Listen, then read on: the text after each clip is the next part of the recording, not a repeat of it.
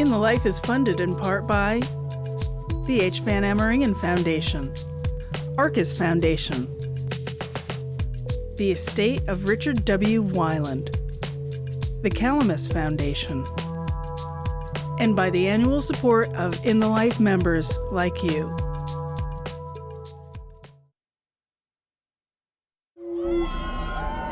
We've heard your stories on the campaign trail. In 2008, President Barack Obama secured the LGBT vote, promising full equality for the community. 2 years later, the promises remain. You will see a time in which we put a stop to discrimination against gays and lesbians. But full legislative change on the Defense of Marriage Act, the Employment Non-Discrimination Act, and Don't Ask, Don't Tell has not been achieved. Many are critical of the pace of change. When they accept the minimal change and the crumbs, what they're actually doing is simply barely feeding a person who's already starving from injustice. Tonight on In the Life, we ask whether the man in the White House is an advocate for gay rights. And service members talk to Senator Kirsten Gillibrand about Don't Ask, Don't Tell. By the end of this year, we'll repeal the policy.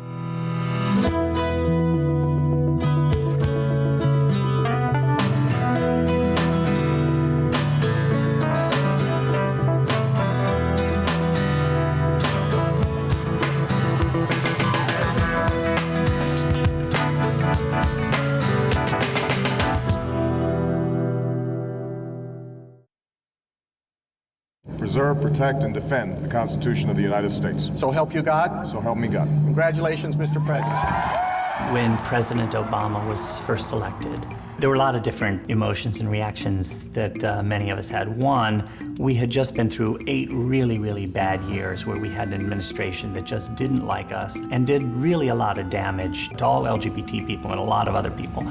We gather because we have chosen hope over fear, unity of purpose over conflict and discord. I finally had a renewed sense in the political system that I'd always dreamed would reflect my values. In my first few years in the House of Representatives, we were part of the minority party. For 8 years, we were fighting defensive battles, one after another. The only things that George Bush did during the course of his presidency with regard to LGBT people was to twice, not once, but twice, try to write discrimination against us into the Constitution in the form of the Federal Marriage Amendment. So we had a clear enemy. There's been a real sea change with President Obama in the White House to have a president who is an ally on these issues, who we can be confident will sign quality bills that Congress can pass. I actually believed that Obama's election was going to change everything for our community. I believed he was going to be a fierce advocate.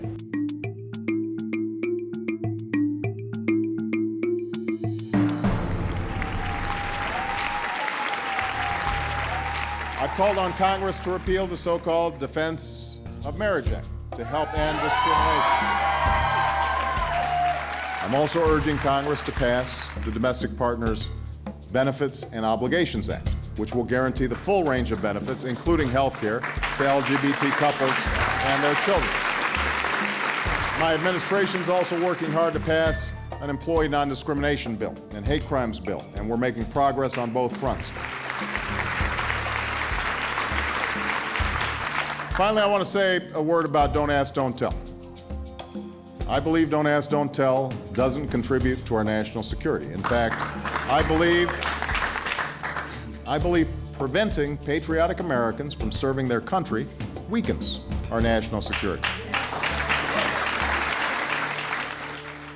I don't think Obama's gay campaign promises have been broken. I think they're limping badly. I think the president isn't very interested in gay issues. We've seen this administration bring the country back from the edge of economic disaster and fight 2 wars and pass a health care bill and deal with the crisis in the Gulf. But none of those things are any sort of an excuse for not advancing an LGBT agenda. I would love to be able to take care of the environmental issues that plague the United States and be on the beaches helping to clean up my community and my former home. But I feel like what I have to do first is give dignity and integrity to my family. There is this misnomer that a president can only get a finite number of things done or work on a finite number of things at one time. I totally reject that notion. I think there's this misconception out there that the president can just wave a wand and things happen. We get the frustration, the pace of progress, but considering the challenges of Washington, I think this president has done an incredible job of trying to move the ball forward. Yeah, this has been a very difficult year, and a lot of people out there are having a very, very tough time. Today I'm proud to issue a presidential memorandum that paves the way for long overdue progress in our nation's pursuit of equality. This administration has really been extraordinary in some ways that haven't gotten as much public notice. The president signed 2 presidential memorandums relating to extending to same-sex partners or domestic partners of federal employees as many of the benefits of employment as married spouses of federal employees get. I want to thank Representative Tammy Baldwin, who's behind me somewhere. There she is, right there, for her tireless leadership on this bill and in the broader struggle for equality. I would like to see a faster pace of change. On the other hand, I deal with the pragmatism and reality of working in this institution. My job is to try to nudge, cajole, persuade, and push the agenda forward as fast as I possibly can, and obviously I need the help from many allies. The president serves in the most powerful position in the United States, as well as, being the commander-in-chief. And we forget his power of influence, and that when he calls, people listen. So not only do our national organizations listen and come running, but our politicians come running and listening when he calls, and they also are influenced by his call to take action and actually follow through on legislation that he's deeming as important or he wants to see some type of progress on. With an annual budget of more than $30 million, the Human Rights Campaign, or HRC, is America's largest civil rights organization working to achieve lesbian, gay, bisexual, and transgender equality. We are honored to have President Barack Obama.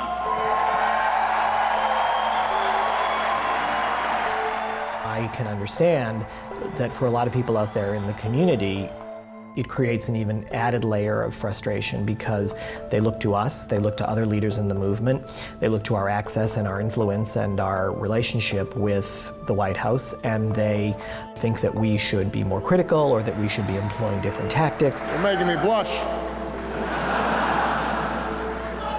I love you back. So it becomes much more complicated in terms of, when we criticize, when we don't, when we use a carrot, when we use a stick. I think a lot of people, myself included, have been critical of HRC because the growing impression is that they exist to defend the president and not to defend gay people.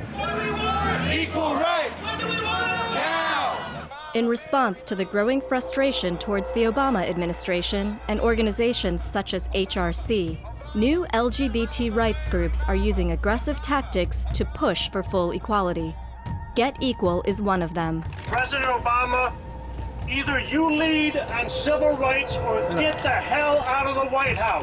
We're willing to take action, and it may be non-traditional action. We're tired of the lobbying and the phone banking and the letter writing that doesn't seem to be getting the progress and the rights that we are deserving of. And many of our members have tried that method. And I think that what's going on with the national organizations is the understanding that they are serving in the suites of power, but the streets of activism are tired and fed up. I deserve full equality! I am somebody! There are some elements of civil disobedience that need to happen and need to be included in a direct action program. And what we do is we dramatize a situation to the point where they see an Arabic linguist getting kicked out in a time of war. I'm an Iraq combat veteran, and most importantly, I am not staying silent anymore. I think it takes multiple layers to move an agenda forward. Here in just a few minutes, we're going to walk in, and we're actually doing a peaceful sit-in in Nancy Pelosi's office to demand that the Employment Non-Discrimination Act come to the floor for a vote immediately. If people criticize us and this administration, that's fine, but be fair about it. What have we done? Have we done hate crimes? Have we done hospital visitation? Are we supportive of ENDA? Are we supportive of repealing Don't Ask, Don't Tell? And I'm telling you, the military is not a social experiment. There's a lot of other people out there who necessarily don't want us to achieve these things, and I think sometimes that needs to be the target, not necessarily the frustration at the president. The people that try to offer that change is coming and we're seeing progress are happy with minimal change and crumbs, in my opinion.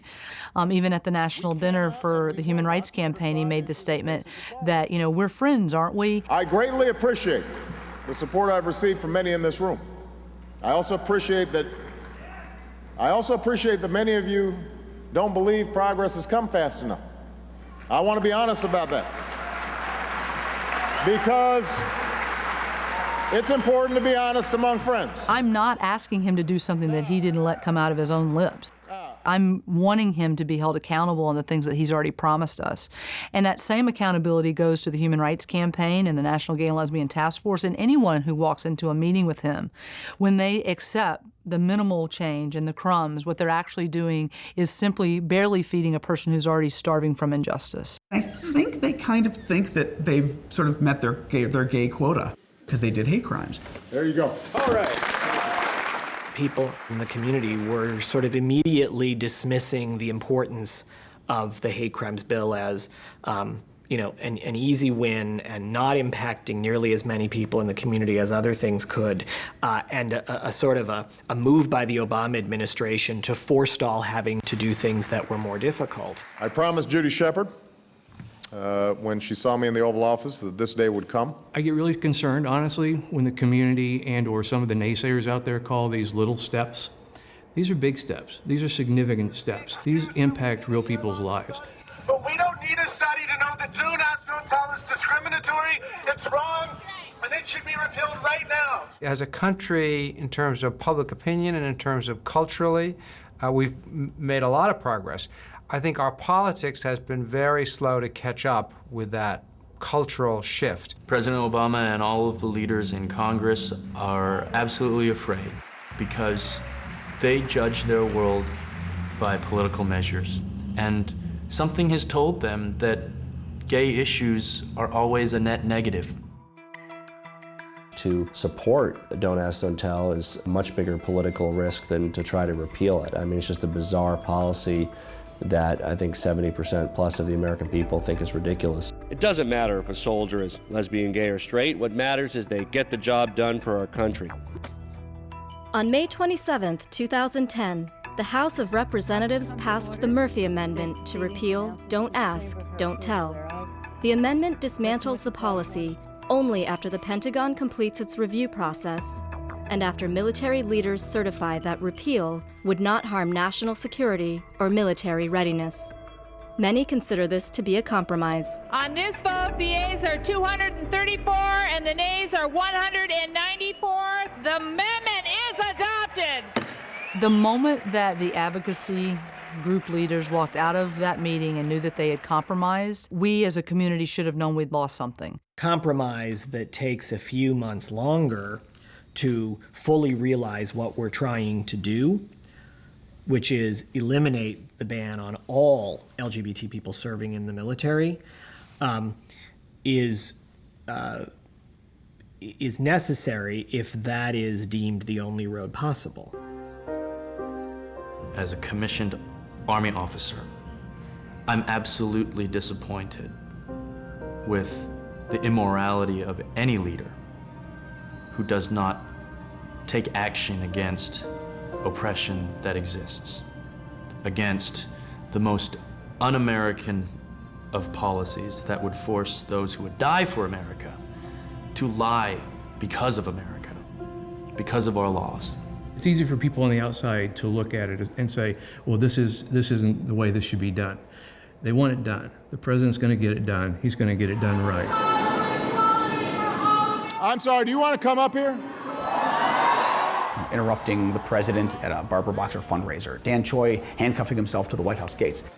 They look at that on one side, and then they look at, HRC ostensibly, doing quiet lobbying behind the scenes. Not very flashy, but really getting things done behind closed doors. No more money! No more votes! The problem, I think, is that we have the angry activists who are making a real dent, but we don't have the people behind the scenes. Behind the scenes, HRC is being too goddamn nice. And we've gotten reports from meeting after meeting of how HRC has acted at the White House and on the Hill. They haven't exactly been our fierce advocate either.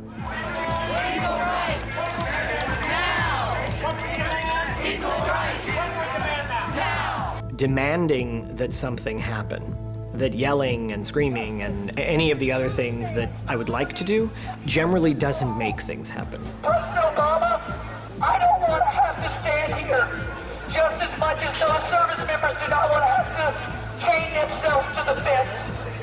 I happen to come down on the side of taking actions that actually produce things for people. And I'll be the first person to say that under this administration, we have not produced as much as we would have hoped. We've certainly done more for LGBT people in the context of the last 18 months of this administration than in any previous administration. It's not our job to tell people not to push. There's a strategic way to push, though, and that's the message I would like to get across. The reality is 28 states in this United States of America. People can pay attention. We understand the frustration. We get it. But there's ways to help in ways that aren't necessarily totally helpful. Chained with nothing! Chained with nothing! But hard dignity! I am somebody!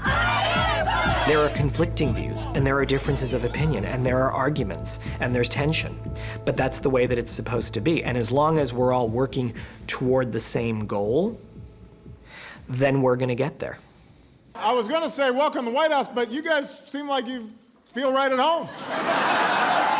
In June 2010, President Obama hosted his second gay pride reception at the White House. Once again, he assured the community of his commitment to full equality. 1 year ago, in this room, we marked the 40th anniversary of the Stonewall protests. And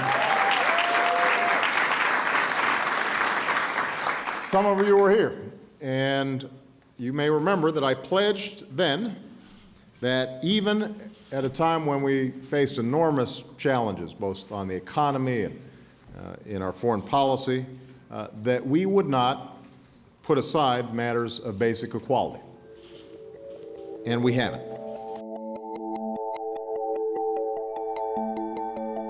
Come November, it's over.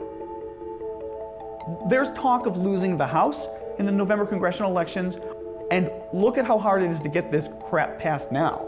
We don't even have a repeal of Don't Ask, Don't Tell passed. Imagine what's going to happen if we lose 20, 30, or 40 more Democrats, and we're supposed to sit back and just wait. Well, I got news for you. Our community's got about 2 or 3 months left before the Obama era becomes, I think, a bust, because we're going to lose the Congress, or we're going to lose enough seats that it's just not going to matter. Every member of the House of Representatives and a third of the senators are up for re-election this November. And LGBT people should be working on the campaign of their choice. If it's your candidate, go work for that candidate. Go work on that candidate and get the message out there that we need these things. We need our agenda to move forward. When I was first arrested, I stood outside the White House and I said, I started screaming. I was like, I should not have to be doing this. I campaigned to put you where you were because I believed in the rhetoric that you said. And it's not that I don't believe that he believes in the rhetoric. It's I don't believe at this moment I've seen that he has the courage to produce the change that he promised us and that he campaigned on and that I campaigned for him on. And what I feel, deeply hurt and conflicted around is I don't want to have to get arrested, but I will if I have to. I don't want to have to organize other people to get arrested, but I will if I have to.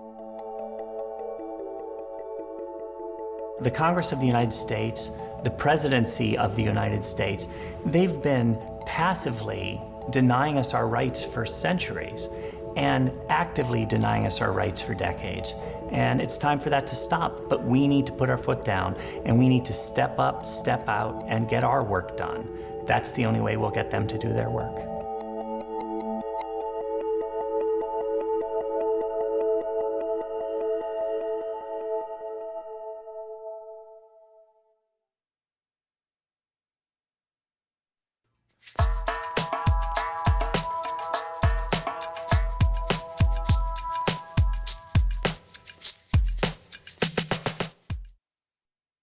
I believe this nation's ready, and I believe it's the civil rights march of our generation. Senator Kirsten Gillibrand of New York is currently leading the charge in the Senate to repeal Don't Ask, Don't Tell. She recently came to In the Life to hear from 2 service members discharged under the policy.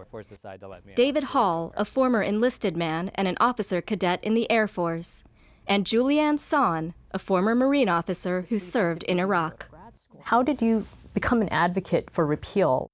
Well, it was one soldier's story. I sat down with Lieutenant Dan Choi. You know, I always thought Don't Ask, Don't Tell was a terrible policy, but I didn't really understand how terrible it was until I heard from him how it affected his life. And when he shared with me that, you know, the military teaches you to be honest, to have integrity and character, except for when it comes to this policy. This policy demands that you lie every day about who you are. And he said, you know, Kirsten, I'm tired of lying every day. I'm tired of not being able to tell my colleagues, my commanding officer, you know, who I love, what's important to me, and who I am. And he said, you know, the worst is when I am deployed and everyone around me gets to kiss their loved ones goodbye, I don't. And I thought, oh, what an awful, awful policy. And how would I feel if I couldn't tell my colleagues about my beautiful children and my husband? So I thought I have to do something about it. And I looked into it and I saw that no legislation was going to be moving this year. So I wrote a bill and I counted my votes and I didn't get to 60, but I got very, very close. And so I spoke to Chairman Levin and I said, you know, can you hold a hearing? Because of the undecideds, they either wanted leadership from the president or leadership from the military. And I thought if we had a hearing, we could develop that testimony. And sure enough, we did. And that was the beginning of being able to repeal this horrific policy. Senator, you know, we're waiting for the Senate vote, but even when we do get that vote, we know we still have a lot of hurdles to get through. We have to, one, wait for the Pentagon study to get done. You know, the military's asked for their ability to do a study over the year so they know how to implement. And they need to focus on, you know, exactly the steps that will be taken to implement this policy. So we have one standard of conduct to make sure that the rules are very clear, and then just put out, you know, processes and procedures so people know what to follow. They'll have their year. The report is due December 1. We hope to get the vote on the Armed Services Bill in September. So by the end of this year, we'll repeal the policy. And, you know, they can do their survey. If that helps them, fair enough. But the real prize is repeal. Both of you have an extraordinary record of service to this country and enormous passion. And you both have individual stories that I'd love if you could tell us. How did this policy affect you? I actually knew going in that I was gay. My Marines would tell me about their weekends, and I would have to just say something vague. I had a partner at the time, and I found it that I had to live about an hour away from base so that we could have our own life. Yeah. I actually had a close call where my legal officer told me, hey, you know, there are rumors going around about you, and I decided to just leave active duty and go to grad school. So I actually left active duty, but then I got called back to serve in Iraq. And it was at serving there in Iraq while, you know, my partner was back at home and, you know, she couldn't, you know, we couldn't contact each other in a formal way. Like we had code, like when we'd write letters, instead of saying love, we'd say like take care or something really vague, like she was my friend, you know, and roommate. And so it was really hard. And I made the decision coming back from Iraq to actually just share my story of what it was like to serve under Don't Ask, Don't Tell. And so the military created a case using like newspaper clippings and stuff about me just telling my story about just what it was like to serve. And before I knew it, I got a phone call, casual phone call, just saying, hey, you are being investigated for violating the Don't Ask, Don't Tell policy. And they read me my rights. So I felt like I had committed a crime by just loving somebody, you know. And so by 2008, I was discharged. It's very painful and so awful. And I can't imagine what it'd be like to have to live under those conditions. Can you tell us about your story? I followed in the footsteps of my dad and stepdad. They both served 20 years in the Air Force. So, you know, I grew up a military brat, grew up around the Air Force. At my 5-year mark, the Air Force decided to let me out to go Air Force RGC so that I could, you know, become an officer. At that time, everything was going great for me. I was ranked #1 in my class. I had just got my pilot slot and was looking like I would probably be the first cadet, you know, in this brand new detachment to probably become a pilot. I went to field training for the summer, and the day that I got back, I got called in. There was a JAG for the military waiting to talk to me, and he sat me down and said, a female cadet has come forward and said that you're gay, that you're in a relationship with another cadet. I just kept saying, I have no comment, I have no comment. Right. It was about a week before the semester started. I got called into my commander's office, and he sat me down pretty much at a table just like this, slid a piece of paper across to me and said, well, unfortunately, I'm going to disenroll you due to homosexual conduct. And that's on the paperwork. It says no longer meets military standards due to homosexual conduct. And to lose that, just based off of what one person said, was crazy. Do you hope to serve again once we repeal this policy? I do, yeah. I mean, I would, the Air Force was, I had planned on doing 20 years, so I would definitely. And you too? I definitely, part of the reason why I went into LAPD is like it actually kind of helped out with what I was doing in the Marine Corps too. So it enhances your capabilities. Yes. Well, I just want to thank you both for your courage. Because you're sharing your story, it allows other people around this country to understand these are real lives that are affected. It's easy to vote against something if it's not personalized. And what your stories do is it puts a real face on the horrible nature of this policy and how undermining it is to the military readiness of armed services. We need you in our military. We need all of our best and brightest serving. Our whole values rest on people like you who are willing to give their lives and sacrifice everything. So I just want to again thank you for your service and thank you for being so strong and courageous and sharing your story. And thank you so much for being such an advocate and defender for what's right. And we need more leaders like you. Thank you so much. Thank you. Appreciate it. Thank you for watching In the Life. To learn more about the issues in tonight's stories and how they affect you, visit our website at itlmedia.org.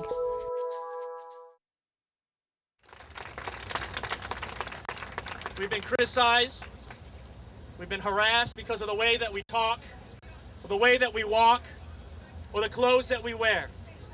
But I'm standing here, and the way I walk is proudly, the way I talk is loudly, and I'm wearing the same clothes that I wore in Baghdad. I am proud to wear them here today with you.